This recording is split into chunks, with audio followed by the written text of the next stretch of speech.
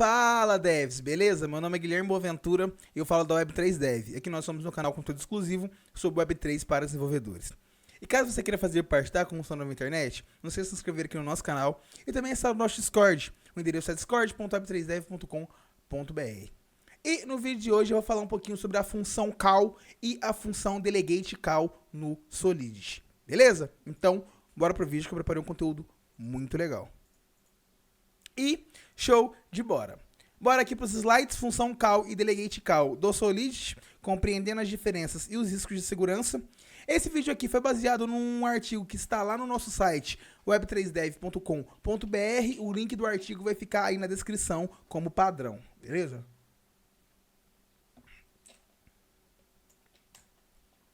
E bora lá. Introdução. Nessa postagem do blog, quero descrever os casos de uso call e delegate call, bem como suas diferenças, como os contratos inteligentes podem usá-los e, claro, considerações de segurança para desenvolvedores e auditores de contrato inteligente quando encontrarem esses termos no compo. Então vamos lá. Definindo call e delegate call.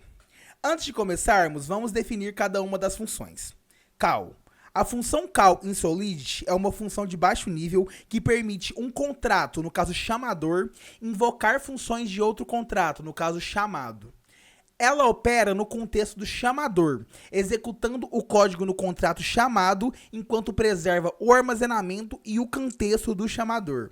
Na invocação, a função call retorna um valor booleano, indicando o sucesso ou a falha da chamada da função, juntamente com o fluxo de bytes contendo qualquer dado de retorno do contrato chamado. Vamos falar sobre isso mais tarde.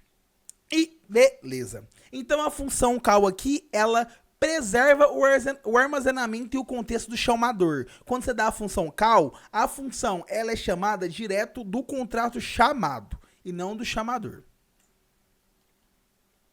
E delegate call. A função delegate call também é uma função de baixo nível no Solidity que permite a um contrato, no caso chamador, invocar funções de outro contrato, no caso chamado, com algumas distinções notáveis. Diferente do call, o delegate call executa o código do contrato chamado no contexto do chamador. Isso significa que ele herda o armazenamento e o contexto do chamador, potencialmente modificando seu estado. Similar à função call, delegate call retorna um valor booleano indicando o sucesso ou a falha da chamada da função. Beleza? Então aqui no caso do delegate call, quem aí vai, o contexto, o armazenamento, vai sair do chamador, beleza? Aqui na call, ó, retorna, o contexto preserva o armazenamento do chamador, então é lá no chamado. Aqui, ele não preserva o armazenamento do chamador, beleza? Aqui, o delegate call, o contexto do armazenamento sai direto do nosso chamador. E aqui tem basicamente aí uma imagem mostrando como funciona essa chamação, né? No caso, tem uma carteira, ela vai falar com o contrato A e vai chamar o contrato B. Vamos considerar um cenário em que o contrato A atua como chamador e o contrato B como chamado. O contrato A tem funções que usam call e delegate call para definir valor em uma variável do contrato B. Com call, o contrato A pode invocar uma função no contrato B, passando o valor a ser definido como argumento. A função no contrato B é executada em seu próprio contexto e o valor é armazenado em seu próprio armazenamento.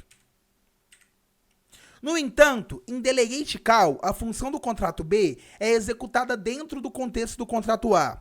Isso significa que qualquer modificação feita no armazenamento dentro da função chamada por meio de delegate call afetará o armazenamento do contrato A e não do contrato B. E o contrato chamado pode ler e escrever no armazenamento do contrato chamador. A escolha entre call e delegate call depende se o contrato chamado deve operar em seu próprio contexto ou modificar o armazenamento do chamador, no caso delegate call. Então, a gente utiliza o call quando aí a gente quer operar dentro do contexto do próprio contrato ali. Então, eu vou chamar, por exemplo, contrato A, contrato B. Eu vou dar o call no contrato A quando eu quiser mexer no armazenamento e etc. do contrato A. Agora, se eu quero mexer o armazenamento e o contexto do contrato B, eu tenho que dar um delegate call. Beleza? E show de bola. Aqui tem basicamente aqui uma funçãozinha, né, no contrato B, que o contrato B é uma função de setValue, beleza? E aqui dentro do contrato A tem uma função de call setValue e delegate setValue. Vamos ler sobre isso aqui agora.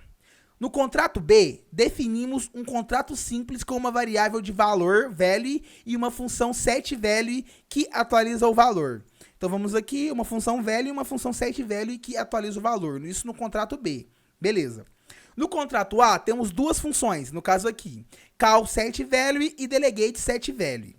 Essas funções aceitam o endereço de um outro contrato e um novo valor. Olha aqui como parâmetro da função realmente, ela recebe o endereço, que no caso é o endereço do contrato, e o valor. Call setValue. Call setValue usa a função call para invocar a função setValue do contrato especificado. Ela opera no contexto do contrato A e atualiza o armazenamento do contrato chamado. Quaisquer mudanças de estado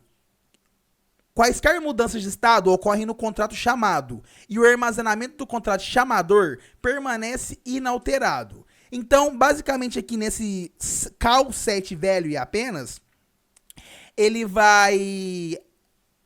A mudança do estado ocorre no contrato chamado, a mudança e o armazenamento vai acontecer no contrato chamado e não no chamador. Já em delegate call setValue, usa a função delegate call para invocar a função setValue do contrato especificado. Ela opera no contexto do chamador, então no contrato A, e atualiza o armazenamento do próprio contrato A. O armazenamento e o contexto do contrato chamado são herdados pelo chamador, potencialmente afetando seu estado. Então, só no setValue eu consigo aí... No setValue apenas, no call setValue, só no call, eu consigo alterar o armazenamento lá do outro endereço. Já aqui eu vou alterar o estado de armazenamento do endereço que eu chamei, só do contrato A. Beleza?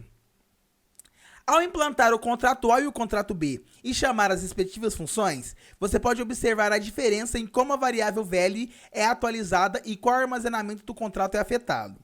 Por que é necessário que o contrato A replique as ordens das variáveis do contrato B ao usar delegate call, enquanto não há problema em alterar a ordem das variáveis em ambos os contratos ao usar uma função call regular?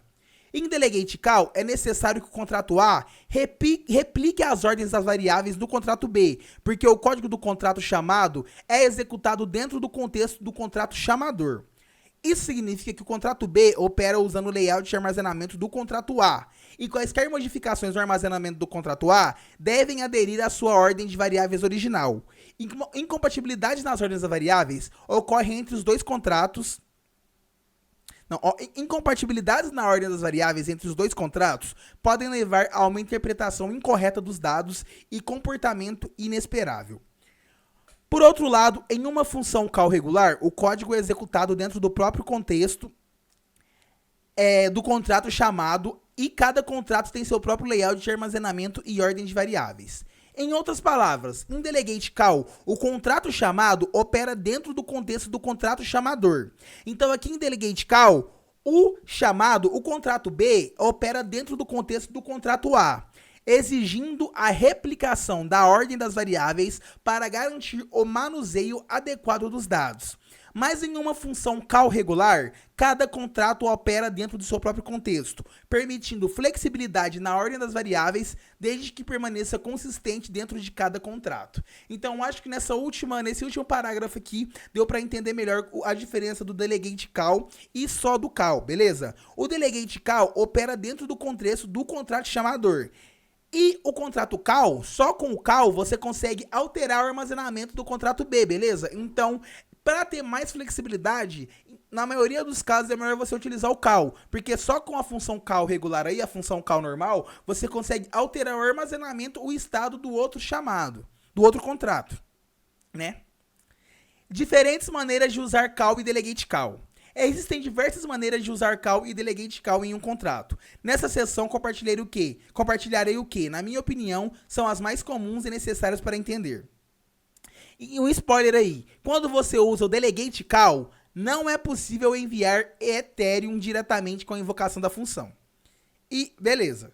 Nosso primeiro caso aqui chamando uma função de outro contrato. Beleza? Aqui utilizando o call, ó, o call e delegate call a gente está chamando uma função. Encode with signature e aqui o nome da função. Beleza? Então essa é uma forma de usar o call e o delegate call. Chamando uma função de outro contrato e enviando valor, enviando ether. Então, aqui em call, a gente chama a função, no caso uma função, sei lá, enviar ether, e a gente já colocou o value aqui, value amount, beleza? Já em delegate call não é possível nem enviar Ethereum, beleza? Delegate call não é possível nem enviar Ethereum, só através da função call. Chamando uma função com um argumento. É basicamente como se fosse chamar uma função normal, só que aqui dentro você coloca o argumento da função aqui, beleza? Então, address, contact address.call, e você chama a função com o argumento dela aqui na frente, beleza? Chamando uma função com dois argumentos do mesmo tipo de dados, beleza? Aqui é basicamente a gente chamando uma função normal, a gente coloca aqui os dois parâmetros, né, os dois tipos de dados que vai entrar, no caso é o int, né, no caso são números, e aqui os argumentos. E você faz isso tanto no call, tanto no delegate call. Chamando uma função com dois argumentos de diferentes tipos. Aqui é quase igual, só que em vez de colocar o mesmo tipo de dados, a gente coloca os dados diferentes. No caso aqui, ele espera uma string e um número. Então aqui string e número, e aqui a gente passando na frente. A string é um número, que provavelmente está em outra variável que a gente tá puxando aqui, arg1 e arg2, quer dizer argumento 1, argumento 2, beleza? Valores de retorno em call e delegate call. Ao usar os métodos call e delegate call em Solidity, o valor do retorno indica o sucesso ou a falha da chamada da função. O valor de retorno é uma tupla composta por dois elementos, um valor booleano e os dados de retorno. O valor booleano indica se a chamada da função foi bem sucedida ou não. Será true se a chamada foi bem sucedida e false se falhar. Uma chamada pode falhar por vários motivos, como uma exceção sendo lançada dentro da função da chamada, uma condição de falta de gas, ou se a função do fallback do contrato chamado não existir ou reverter. Os dados de retorno são do tipo bytes memory e contêm quaisquer dados retornados pela função chamada. Se a função que está sendo chamada tem um valor de retorno, esse valor será codificado e armazenado pela variável return data. Você pode então decodificar e interpretar os dados de retorno de acordo com o tipo de retorno esperado da função chamada. Beleza? Aqui está um exemplo como você pode lidar com o valor de call ou delegate call. Beleza? A gente tem um exemplozinho aqui, em Solidity, né? E beleza. No exemplo acima, capturamos o valor de retorno do método call na tupla e então verificamos o booleano success para garantir se a função foi bem sucedida. Se falhar, podemos lidar com a falha de maneira apropriada, como reverter a transação ou tomar outras ações necessárias. Se return data tiver um comprimento maior que 0, significa que a função chamada retornou alguns dados, pois podemos decodificar esses dados com base no tipo de retorno esperado. Podemos decodificar e processar esses dados com base no tipo de retorno esperado. A lógica específica de decodificação e processamento dependerá do tipo de retorno da função chamada. Beleza? Então a gente tem até um exemplinho aí dele puxando o return data ali, né? Que se for maior que 0, quer dizer que tem alguma coisa. Então isso é bem legal, é como se fosse uma verificação de segurança aí, para ver se está retornando alguma coisa ou não. Outro exemplo aí. Neste código, após armazenar os dados de retorno em return data, a função abi.decode é usada para decodificar os dados de retorno. Especificamos os tipos esperados, o int 256 e string, no segundo parâmetro de ABI code para decodificar os dados de retorno de acordo. Ao incluir ABI.decode, os dados de retorno são devidamente decodificados e atribuídos às variáveis processed number e processed string. Isso nos permite retornar os resultados processados como uma tupla de int 256 e string. É importante notar que, ao usar delegate call, os dados de retorno refletirão o valor de retorno da função que está sendo chamada, mas o contexto e armazenamento serão do contrato chamador, e não do contrato chamado. Beleza? Call versus delegate call, casos de uso. Agora que sabemos como call e delegate call podem ser usados, nessa seção quero apontar alguns casos de uso mais comuns dessa função. Primeiramente falando da call. A função call é comumente usada quando se deseja invocar funções de contratos ou endereços externos. Ela opera no contexto do contrato chamador, preservando o armazenamento e o contexto desse último. Isso a torna útil para cenários em que você precisa interagir com contratos externos, mas quer manter o controle sobre o estado de seu próprio contrato. Além disso, call pode ser usada para enviar Ethereum junto com a chamada da função, tornando-se adequadas para realizar pagamento ou transferir valores durante as invocações da função. Alguns casos de uso para call incluem acessar funções de contratos externos, oráculos e recuperações de dados e interagir com a interface de contratos. Já a função delegate call é um mecanismo de invocação de função poderoso que executa o contrato chamado no contexto do contrato chamador. Isso significa que herda o armazenamento e o contexto do chamador, permitindo que o modifique diretamente o estado do contrato chamador. Isso pode ser vantajoso quando você deseja interagir, integrar bibliotecas reutilizáveis ou delegar certas funcionalidades a contratos externos enquanto mantém o mesmo armazenamento no contrato chamador. E aqui alguns casos de uso aí do delegate call, que é integrações de bibliotecas, atualizações de contratos e design de contrato modular. Caso você queira saber mais especificamente, recomendo pausar o vídeo aí.